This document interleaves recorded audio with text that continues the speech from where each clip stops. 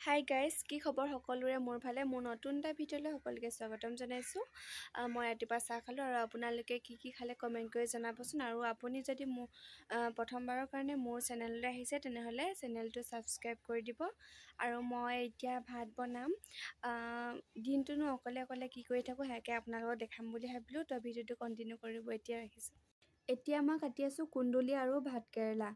ইয়াত আলু নিদিওঁ, যিহেতু মই আলু খাব নোৱাৰোঁ। চুগাৰৰ কাৰণে আলুটো ইমান খাব দিয়া নাই, সেইটো কাৰণে আলু নাখাওঁ।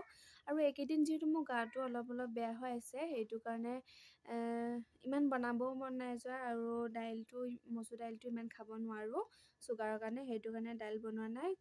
মিক্স ভাজি বনাম, তাৰপিছতে মাছ ফ্ৰাই কৰিম। এনেকৈ আমি দুয়োটাই খাম। আৰু এইফালে পাছফালে স্কুটিখন থৈ দিছে, যিহেতু এইকেইদিন পূৰা বতৰ বেয়া, বৰষুণ দি আছে। স্কুটিখন ধুই আনি থৈ দিছে, সেইটো কাৰণে মানুহজনে স্কুটিখন নিয়া নাই আৰু ইয়াৰ ঘৰৰ ভিতৰত সুমিয়াই থৈ দিছে। যিহেতু তেখেতে লেতেৰা হ'লে বহুত বেয়া পায় আৰু 10 মিনিটৰ ৰাস্তা হয়, যিহেতু প্ৰায়ভাগ তেখেতে স্কুটি ঘৰতে থৈ যায়। যিহেতু বোকা চোকা লাগিলে তেখেতে বহুত অশান্তি পায়, সেইটো কাৰণে স্কুটিখন নিয়া নাই, ঘৰতে থৈ দিছে। আৰু এতিয়া মই বনাম আৰু আপোনালোকক দেখাইছোঁ বনাই কিনে। হেল্ল' গাইজ, এতিয়া মই ভাত খাবলৈ লৈছোঁ। এইফালে মিক্স ভাজিটো যে সেইটো কৈছিলোঁ, এইফালে মাছ অকণমান লৈছোঁ আৰু এইফালে নেমু আৰু নহৰু লৈ লৈছোঁ। এনেকৈ দুপৰীয়াৰ সাজটো খাম। আপোনালোকে কিহে খালে কমেণ্ট কৰি জনাবচোন।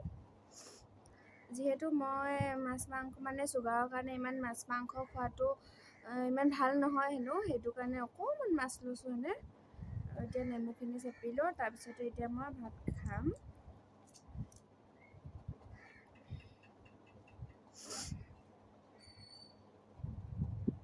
ভাত খাবলৈ লৈছোঁ।